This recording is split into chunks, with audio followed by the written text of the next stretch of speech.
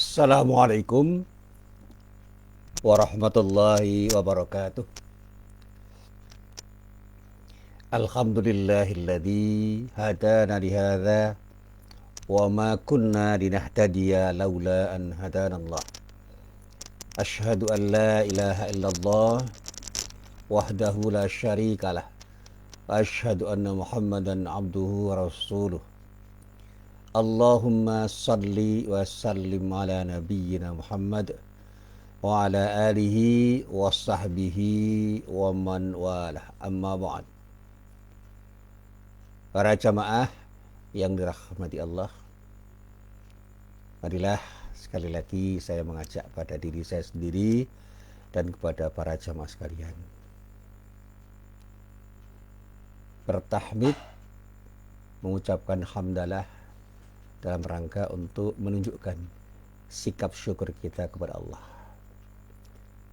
Ucapkan tahmid, ucapkan hamdalah kita dengan ikhlas karena Allah. Ucapkan semuanya dari lubuk hati yang paling dalam, sehingga ucapan tahmid, ucapan hamdalah kita benar-benar menjadi ucapan yang betul-betul kita kehendaki dan kita niatkan karena Allah. Dan dengan hal itu insya Allah Allah akan memberikan sesuatu yang terbaik dengan ucapan kita, karena hanya dengan ucapan yang terbaik karena Allah lah kita akan dapatkan kebaikan dari Allah Subhanahu wa Ta'ala. Para jamaah yang dirahmati Allah, sekali lagi saya ingin mengingatkan kepada diri saya sendiri dan kepada para jamaah sekalian. Ketika kita ingin mendapatkan kedamaian di hati, janganlah pernah kita lupa untuk mengingat Allah. Kebersamaan kita dengan Allah itu akan membangun kedamaian. Sebaliknya, ketika kita berpisah dari Allah, kita lupa kepada Allah, kita tidak mengingat Allah, hati kita akan menjadi tidak damai, tidak tenang, dan tidak tentram. Dan inilah yang saya yakini dengan keyakinan yang saya yakinnya. Ketika saya membaca ayat Al-Quran dalam surat Ar-Ra'd ayat 28, yang di dalam ayat itu ada kalimat ala bidzikrillahi tatma'innul qulub. Ketahuilah, hanya dengan mengingat Allah hati ini akan menjadi tenang. Dan sebaliknya, dengan lupa kepada Allah, hati itu akan jadi gundah, resah, gelisah, dan bahkan mungkin kita akan menjadi orang yang tidak pernah tenang di dalam hidup kita, karena kita tidak pernah membersamai Allah. Dan ketika kita tidak membersamai Allah, Allah pun tidak membersamai diri kita.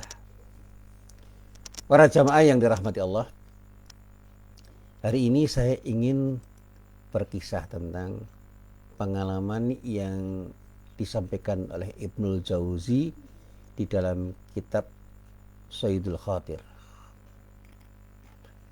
Di dalam kitab Sayyidul Khatir itu Ibnul Jauzi mengisahkan pada kita bahwa suatu saat ia pernah makan makanan yang syubhat, makanan yang diragukan, makanan yang belum jelas kehalalannya, makanan yang belum jelas halal haramnya. Ternyata hatinya kemudian berubah menjadi gelap untuk beberapa lama. Dan oleh karena itu dia mengatakan, karena kesucian hatilah kita merasakan pada diri kita ada ketenangan.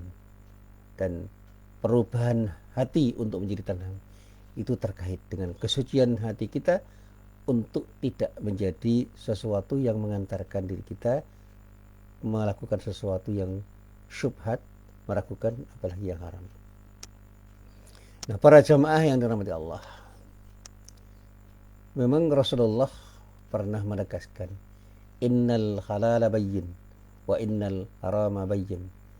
Sesungguhnya yang halal dan yang haram itu jelas, clear. Kalau ada dua di antaranya, ada yang halal atau yang haram, itu bertemu dalam satu titik di mana kita menjadi ragu, itu yang dinamakan dengan syubhat, sesuatu yang meragukan. Sehingga dikatakan wa kullu ma waqa'at fiha waqa'at bil haram. Simpulan dari hadis yang bisa kita baca, semua yang terletak pada sesuatu yang syubhat itu lebih cenderung pada sesuatu yang haram. Karena betapapun ketika kita melakukan sesuatu yang syubhat, hati kita tidak tenang. Ketika kita makan makanan yang syubhat, kita menjadi tidak tenang. Dan bahkan kata Ibnul Jauzi, orang yang makan makanan yang syubhat apalagi haram, dia akan cenderung menjadi orang yang tidak tenang. Alhamdulillah rabbil alamin. Menjadi orang yang tidak tenang di jiwanya dan menjadi orang yang bisa gelisah dan menjadi orang yang jauh dari Allah. Karena itulah jauhilah sesuatu yang syubhat, termasuk makanan yang syubhat. Para jamaah yang dirahmati Allah, orang seringkali tidak peduli terhadap kehalalan makanan dan minuman yang masuk ke dalam tenggorokannya dan masuk ke dalam perutnya. Dan orang yang seperti itu, kata Ibnu Jauzi, sudah pasti akan menjadikannya punya perilaku yang tidak menentu, karena cenderung orang itu akan melakukan sesuatu yang haram. Karena setiap darah dan daging yang produksi energinya berasal dari sesuatu yang haram. Tentu saja energi yang dihasilkan akan menjurus kepada sesuatu yang haram pula. Ini adalah pengalaman pribadi yang dia tuangkan di dalam sebuah tulisannya di dalam kitab Sayyidul Khatir. Nah, para jamaah yang dirahmati Allah, beliau mengatakan ada sebagian orang yang minum minuman keras, minum minuman yang memabukkan dengan segala macam jenisnya. Mereka ini sama sekali tidak akan merasakan lezatnya ibadah dan manisnya ketaatan kepada Allah. Ketika mereka minum minuman keras dan kemudian sholat, mereka tidak akan mendapatkan kelezatan ibadahnya kepada Allah Subhanahu wa Ta'ala. Sehingga Rasulullah mengatakan, la taqrabus shalah, la taqrabus shalah, la taqrabus shalah. Itu adalah sesuatu yang dikatakan sesuai dengan apa yang difirmankan oleh Allah.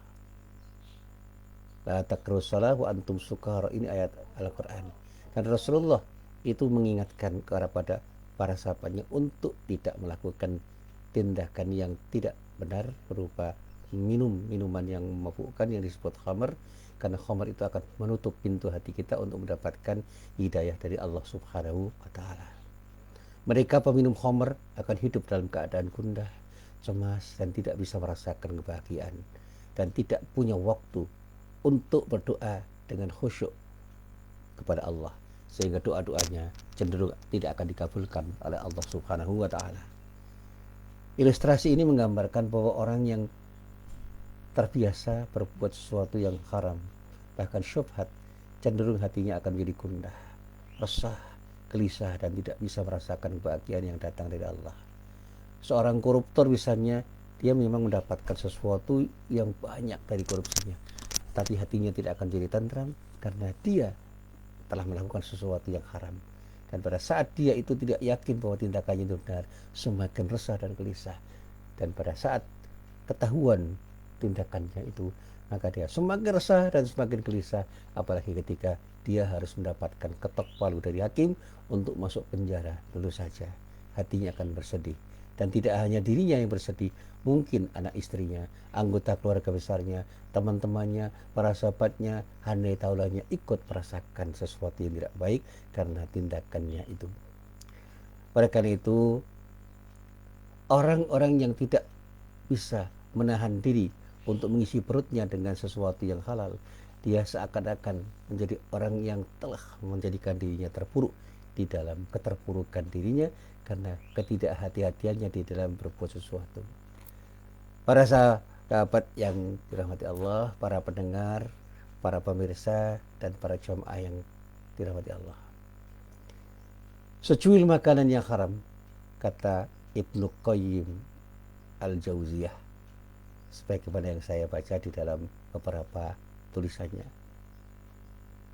selaras dengan apa yang dikatakan Ibnu Jauzi, akan mengendap di dalam perut diri seseorang itu. Ia akan tumbuh bersama daging dan darah. Tubuh manusia itu akan tumbuh berkembang dengan sesuatu yang haram.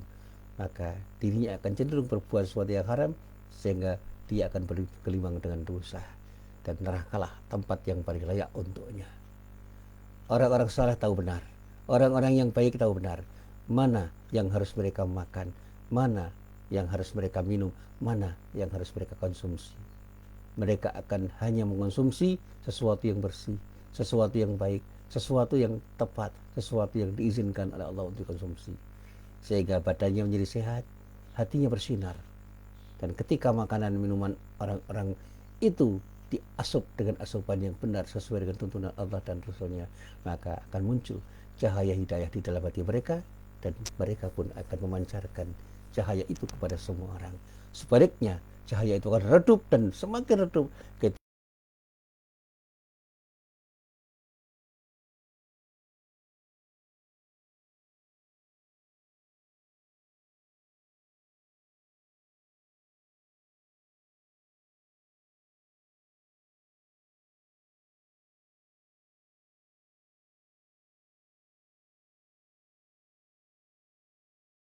Nabi Daud alaihissalam makan dari makanan yang dihasilkan dari hasil usaha tangannya sendiri.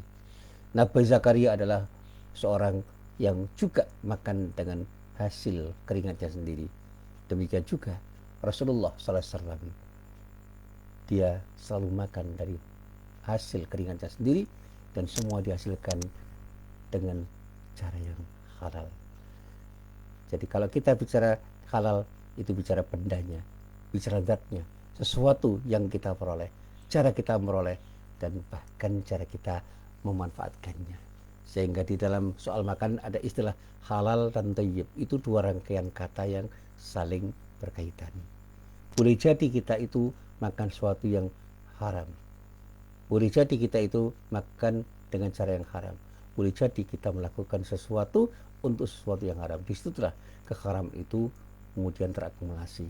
Tetapi boleh jadi kita makan sesuatu yang halal, tetapi kita makan dengan cara yang haram. Sehingga sesuatu yang semula halal itu menjadi haram karena prosesnya. Sesuatu yang halal yang kita dapatkan dengan cara yang halal pun akan menjadi sesuatu yang haram ketika kita manfaatkan dengan cara pemanfaatan yang haram. Sehingga di dalam soal makanan, janganlah kita makan sesuatu yang halal dengan cara yang halal yang ternyata makanan itu akan berdampak pada sesuatu yang tidak baik. Sehingga ketika saya ditanya, Pak, kenapa dokter itu melarang kita makan durian? Padahal durian itu adalah sesuatu yang halal. Memang zat durian itu halal. Ketika kita makan dengan cara yang halal, dia itu halal. Tetapi ketika dia itu berdampak pada sesuatu yang tidak baik, maka durian itu bisa diharamkan karena dampaknya. Termasuk pada orang yang terkena penyakit asam urat misalnya. Ada teman saya yang kebetulan kena penyakit asam urat. Gula darahnya tidak normal. Dan ternyata jantungnya juga lemah. Oleh para dokter tidak diizinkan untuk makan buah durian. Ketika dia itu makan buah durian, ternyata penyakitnya kambuh. Demikian juga ada teman saya yang tidak diizinkan untuk makan dengan makanan-makanan yang beragam, dan diminta untuk menahan diri memakan makanan yang semula halal, tetapi karena ada dampak negatif yang bisa dihasilkan dari makanan itu, maka makanan itu diharamkan untuknya.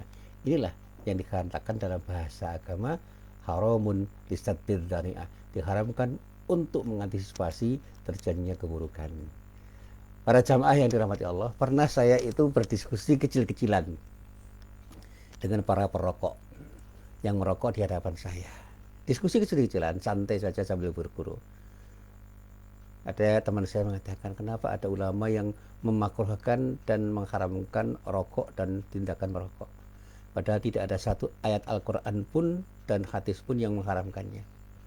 Saya sambil berguru mengatakan, Anda tahu namanya obat nyamuk apapun mereknya? Ya. Ada enggak ayat Al-Quran dan hadis yang mengharamkan kita minum obat nyamuk, makan obat nyamuk? Dia mengatakan tidak ada. Tetapi kalau kita makan, bisa enggak kita terdampak negatif dari obat nyamuk yang kita makan? Dia katakan bisa, karena itu racun.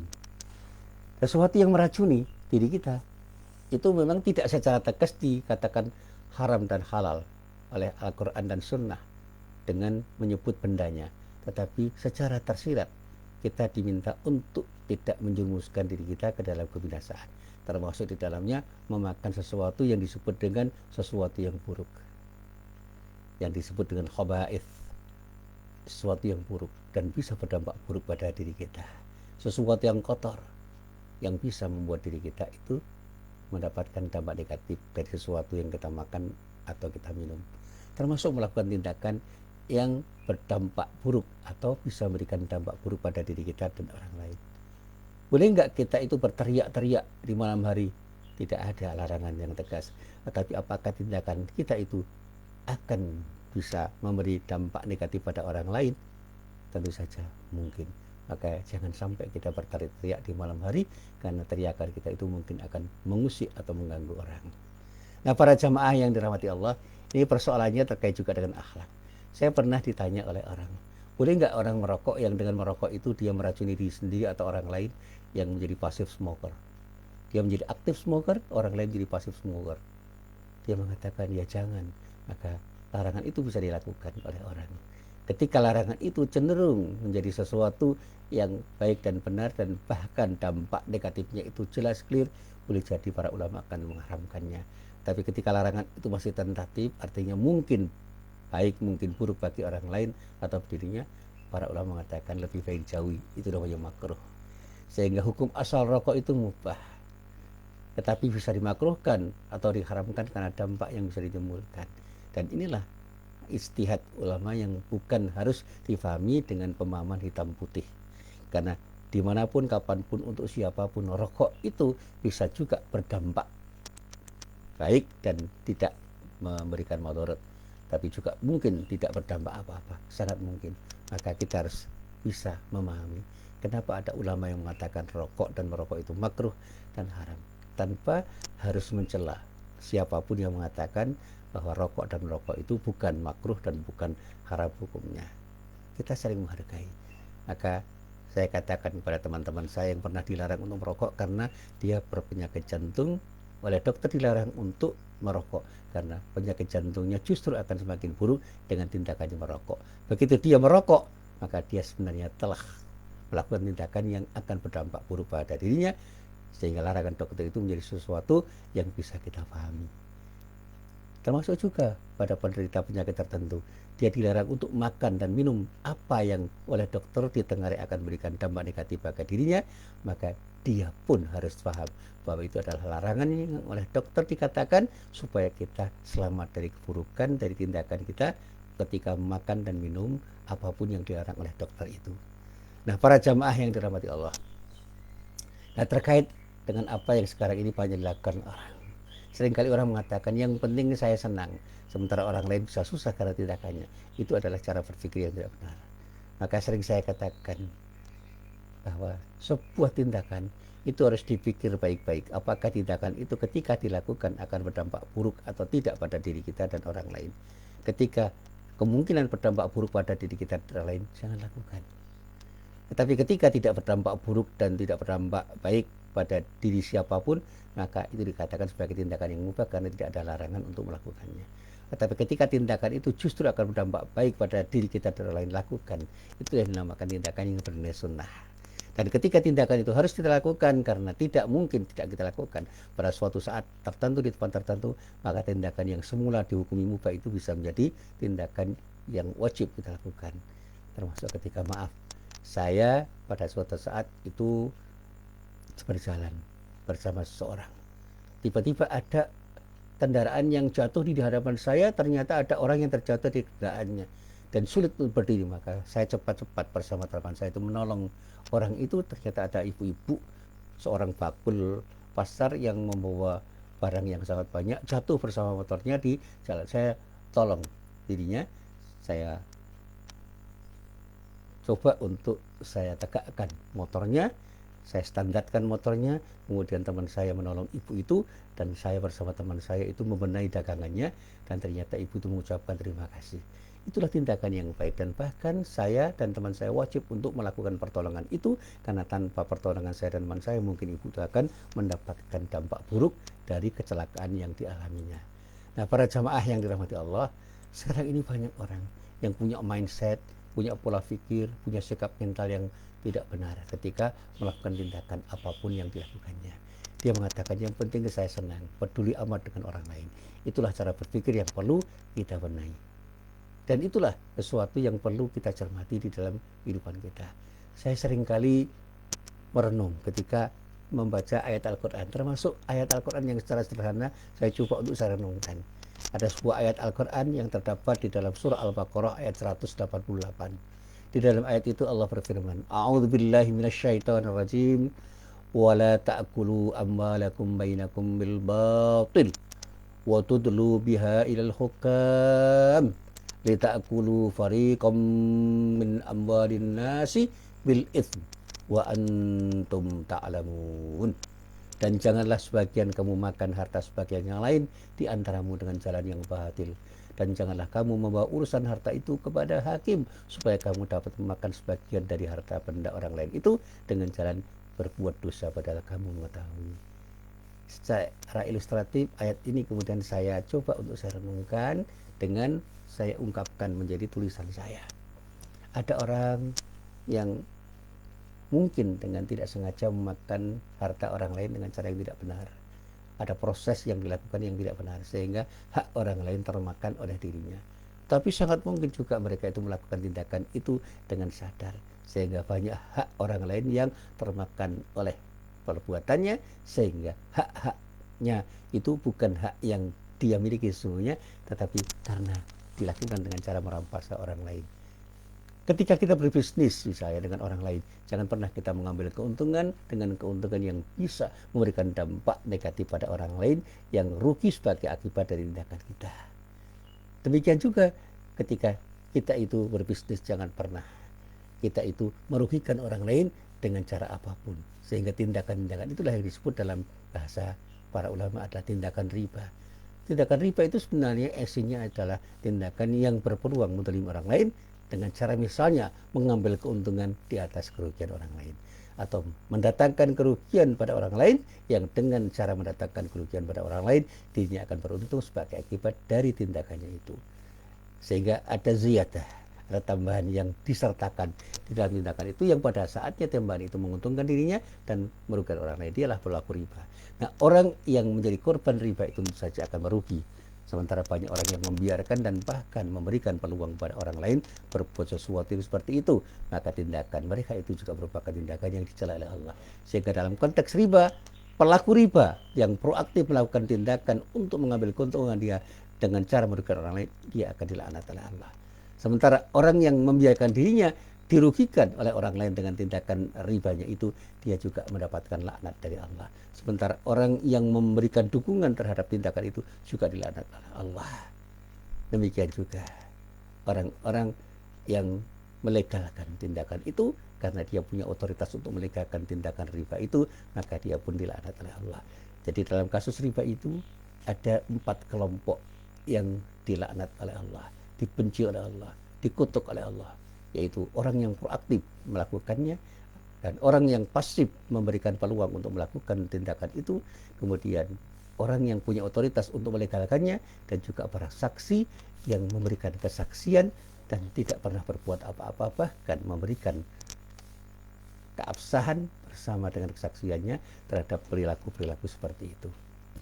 Di dalam utang piutang juga begitu. Kenapa riba nasiah itu sebegitu rupa dilarang oleh para ulama terkait dengan larangan Rasulullah SAW? Karena apa? Riba nasiah itu juga akan berpeluang mendatangkan kerugian bagi banyak orang karena ada sebagian orang yang mendapatkan keuntungan dari kerugian banyak orang. Sehingga bunga bank itu pun oleh banyak ulama diharamkan karena itu adalah bagian dari tindakan yang disebut riba, karena pada saat orang menemukan uang dengan cara apapun sebenarnya dia telah mengambil keuntungan dengan tanpa bekerja kepada orang lain yang pada saatnya orang lain yang diambil keuntungannya itu akan mendapatkan kerugian dari tindakannya itu. Meskipun banyak orang yang mengatakan tidak harus nalar seperti itu. Ketika mereka masing-masing tidak pernah merasa merugikan dan dirugikan, maka tindakan itu tidak harus dilarang sebagai tindakan yang sama dengan riba. Sehingga bunga uang itu masih ada orang yang mengatakan bukan riba karena dilakukan dengan saring merelakan untuk melakukannya, dan pada saatnya orang tidak merasa pernah dirugikan dengan tindakan itu. Sehingga bank-bank yang melakukan tindakan riba tetap melakukannya, dan para pelaku riba yang berinteraksi dengan bank masing-masing juga melakukannya karena mereka sama-sama membutuhkan. Tetapi Allah a'lam, saya menganggap bahwa tindakan itu adalah sebuah tindakan pembiaran terhadap sesuatu yang pada akhirnya akan bermuara pada riba, karena pada saatnya orang akan rela dirugikan dan mengambil keuntungan dari kerugian orang lain dengan masing-masing merelakan tindakan itu untuk kemudian menjadikan tindakan itu sebagai budaya untuk melakukan tindakan yang oleh Allah dilarang, yaitu makan harta orang lain dengan cara yang batil, dan pada saat mau mengambil haknya itu bisa jadi orang itu melegalkan tindakan itu dengan aturan-aturan yang dilegalkan. Apalagi ketika ada persengketaan, dia bisa bermain-main dengan dunia peradilan untuk bisa melegalkan tindakannya itu, sehingga tindakannya itu akan selalu dibenarkan oleh hakim karena dia bisa bermain di dunia peradilan. Padahal maaf, ketika kita itu melakukan tindakan yang tidak benar, sekecil apapun tindakan itu justru akan mengotori hati kita, dan pada saat hati kita kotor, kita cenderung akan terus menikmati perbuatan tidak baik dan terus-menerus akan melakukan tindakan yang haram, dan pada saatnya kita akan mendapatkan adab dari Allah sebagai akibat dari tindakan kita yang tidak dihalalkan oleh Allah itu. Inilah yang selalu saya katakan pada siapapun, jangan pernah melakukan tindakan yang tidak baik, karena tindakan tidak baik itu justru akan mengotori hati kita. Lakukan tindakan yang terbaik karena Allah. Dengan tindakan itu insya Allah hati kita akan semakin bersih, dan dengan kebersihan hati kita akan jadi orang yang tenang dan damai di dalam menjalani hidup itu, dan insya Allah akan berikan jalan yang terbaik untuk mendapatkan kebahagiaan, sehingga kita akan mendapatkan kebahagiaan hidup di dunia dan akhirat karena ridho dari Allah Subhanahu wa Ta'ala. Nah, para jamaah yang dirahmati Allah, inilah bahan renungan yang perlu saya sampaikan pada pengajian pagi hari ini, dan marilah kita renungkan dan kita amalkan di dalam kehidupan kita sehari-hari. Billahi taufiq wal hidayah. Wassalamualaikum warahmatullahi wabarakatuh.